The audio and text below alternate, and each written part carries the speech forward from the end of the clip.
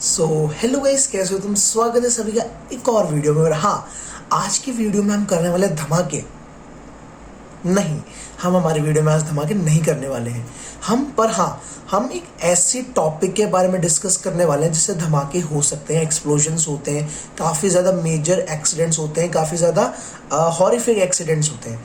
तो जो आज का हमारा टॉपिक है दैट इज़ शॉर्ट सर्किट। तो शॉर्ट सर्किट को शुरू करने से पहले हम ये जानेंगे कि शॉर्ट सर्किट होता क्या है एंड मेजर कॉजेज क्या होते हैं एंड उस प्रोसेस में होता क्या है। शॉर्ट सर्किट हो तो गया, पर वो हुआ क्यों और उसके होते समय होता क्या है कि एक तरह से शॉर्ट सर्किट उसको बोला गया है। तो लेट्स स्टार्ट। तो देखो, क्लास 10 की फिजिक्स के चैप्टर नंबर 12 इलेक्ट्रिसिटी में एक टॉपिक दे रखा है शॉर्ट सर्किटिंग। ठीक है, शॉर्ट सर्किट क्यों, सर्किट शॉर्ट हो क्यों रहा है। तो देखो, इलेक्ट्रिसिटी का जो बाय डिफ़ॉल्ट नेचर होता है, लाइक फॉर एग्जांपल किसी इंसान का बाय डिफ़ॉल्ट नेचर है कि उसको फॉरेस्ट पसंद है, तो फॉरेस्ट के पास जाते ही वो उसका एक हार्मोन्स एक्टिवेट हो जाएंगे, वो खुश हो जाएगा। तो बाय डिफ़ॉल्ट इलेक्ट्रिसिटी का भी एक नेचर होता है कि उसको शॉर्टेस्ट पाथ चाहिए ट्रेवल करने के लिए। फॉर एग्जांपल यहाँ पर फ्लो ऑफ इलेक्ट्रॉन्स है, लाइक ग्रुप ऑफ इलेक्ट्रॉन्स है, यहाँ पे 200 मीटर का पाथ है, यहाँ पे 600 मीटर का पाथ है। तो बाय डिफ़ॉल्ट जो हमारे इलेक्ट्रॉन्स हैं, हमारी जो इलेक्ट्रिसिटी है, वो 200 मीटर वाले पाथ को ही प्रेफर करेगी। ठीक है, तो अब होता क्या है, अब जो हमारे घरों में जो सर्किट्स हैं वो ऑब्वियसली इसका जो बाय डिफ़ॉल्ट वाला जो इसका चॉइस है उसको हम डिनाई करते आते हैं। उसको तो अर्थ में जाना है, ठीक है, अर्थ में जाने के लिए उसको तो सीधा अर्थ में जाना है, बट हम क्या क्या करते हैं, पूरे घर में वायर के थ्रू इलेक्ट्रॉन्स को फ्लो करवाते हैं। इतनी बड़ी बड़ी wirings, AC, cooler, geyser, rods, electric iron, ठीक है, टीवी, बहुत सारे अप्लायंसेज है, वो मैं क्या ही गिनाऊँ। ठीक है, तो अप्लायंसेज को हम रन करवाते हैं, तो उसका जो इंटेंडेड पाथ है उससे हम उसको डेविएट करवाते हैं बहुत ज़्यादा, तो उसको काफ़ी ज़्यादा लॉन्ग पाथ ट्रेवल करना पड़ता है। तो जस्ट एग्जाम्पल, जैसे अभी मैं ये 2 तार लेता हूँ, ठीक है, एंड मम्मा आप नहीं देख सकते प्लीज़, सॉरी, ठीक है, कुछ भी नहीं हुआ, ठीक है। तो देखो, मैंने ये 2 तार ले लिए हैं एंड इसको मैंने कनेक्ट कर रखा है एक 12 वोल्ट के डीसी अडेप्टर से, जो कि वहाँ लगा हुआ है। मैं तुम्हें नहीं दिखा सकता क्योंकि ये मूव नहीं करेगा, ठीक है।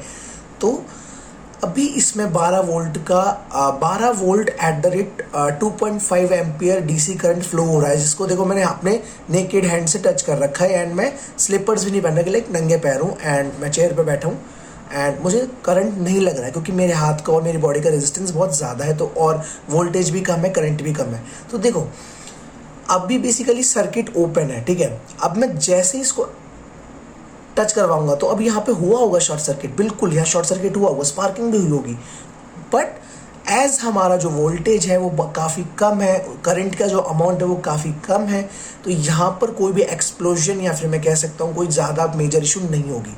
अब देखो, अब जस्ट एग्जाम्पल, मैं इन दोनों तारों को जिसमें 12 volt at the rate 2.4 ampere flow कर रहा है उसको अपनी जीप पे लगा लूँ ऐसे, ठीक है, तो ये काफ़ी ज़्यादा सॉल्टी टेस्ट आता है। तो यहाँ पर मेरी जीभ का रेजिस्टेंस, जिसमें सलाइवा होती है, तो सलाइवा का रेजिस्टेंस होता है काफ़ी कम, तो मुझे भले ही ऐसे हाथ पे लगाने से करंट नहीं लगेगा क्योंकि रेजिस्टेंस ज़्यादा है, बट जैसे मैं जीभ पे लगाऊंगा तो मुझे करंट लगेगा क्योंकि ऑब्वियसली वहाँ पर रेजिस्टेंस काफ़ी कम हो जाता है।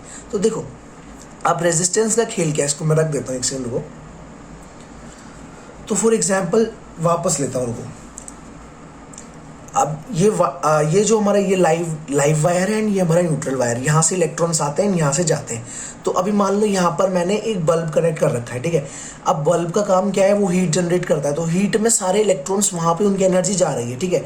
और फॉर एग्जाम्पल अब मैंने बल्ब को हटा दिया और ये डायरेक्ट 220 वोल्ट से कनेक्टेड, अभी नहीं है, मैं नहीं करने वाला, इतना पागल नहीं हूँ मैं, ठीक है। सो 220 वोल्ट से कनेक्टेड सपोज कर लो, ठीक है। तो अब मैंने जैसे ही इस पर टच कराया तो यहाँ पे होगी बहुत ज़ोर से स्पार्किंग, ये हीट होगा, इवन मेल्ट तक हो जाएगा। पर ऐसा क्यों, तो देखो, जो हमारा बल्ब था वो अपनी एनर्जी ले रहा था, वो एक लॉन्ग पाथ ट्रेवल करवा रहा था करंट से, ठीक है। तो वहाँ पर उसके एनर्जी लॉस हो रहे थे, काफ़ी इलेक्ट्रिसिटी को काफ़ी दूर तक लॉन्ग ट्रेवल करना पड़ रहा था, बट दो यहाँ पर जो इलेक्ट्रिसिटी का पाथ है वो शॉर्ट हो गया। देखो, पहले उसको एक बल्ब के थ्रू जाना पड़ा था जहाँ पे उसकी एनर्जी खत्म हो रही थी, ठीक है, वहाँ पे वो हीट में कन्वर्ट हो रही थी, बट अब वो सीधा यहाँ से न्यूट्रल से नीचे जा रही है, ठीक है। तो यहाँ पर काफ़ी ज़्यादा हीट जनरेट होगी एंड यहाँ पर आग लगने के चांसेस 70 to 75% हो जाते हैं। क्यों? क्योंकि रेजिस्टेंस बहुत कम हो जाएगा एंड इसका जो करंट वैल्यू है वो लगभग इनफाइनाइट चली जाती है। देखो प्रैक्टिकली इनफाइनाइट नहीं होती, बट देखो रेजिस्टेंस कॉपर का नेग्लिजिबल इसलिए मानते हैं क्योंकि कंडक्टर है, ऑब्वियसली तो इसका जो रेजिस्टेंस है वो नेग्लिजिबल है। तो देखो करंट का फॉर्मूला क्या होता है, वोल्टेज अपॉन करंट का फॉर्मूला क्या होता है, वोल्टेज अपॉन रेजिस्टेंस। तो फॉर एग्जांपल वोल्टेज हमारी कांस्टेंट है 220 वोल्ट एंड रेजिस्टेंस को हमने लगभग नियरली जीरो कर दिया। जस्ट इमेजिन 220 को डिवाइड करेंगे हम 0.00 समथिंग, तो वो एक इनफाइनाइट वैल्यू की तरफ टेंड करेगा। तो इतनी सी मतलब इतने छोटे वायर्स में जब एक इनफाइनाइट या फिर मैं कह सकता हूँ एक large amount of current flow करेगा तो ऑब्वियसली जो सर्किट है वो ओवरलोड होगा, हीट होगा एंड उसमें आग लग जाएगी एंड शॉर्ट सर्किट हो जाएगा। सो आई होप तुमको मज़ा आया होगा, समझ में आया होगा कि शॉर्ट सर्किट क्या होता है। जब भी हमारे दो वायर्स जिनमें जो रेजिस्टेंस होता है वो नेग्लिजिबल हो जाता है, जीरो की तरफ टेंड करता है, तो करंट हमारा इनफाइनाइट की तरफ टेंड करता है, जिससे एक बहुत ह्यूज अमाउंट ऑफ इलेक्ट्रॉन्स एक सिंगल क्रॉस सेक्शन से फ्लो करते हैं। क्रॉस सेक्शन मतलब वायर का जो सर्कुलर जो मतलब उसका पोर्शन होता है, सिलेंड्रिकल पोर्शन होता है, उसको हम क्रॉस सेक्शन बोलते हैं।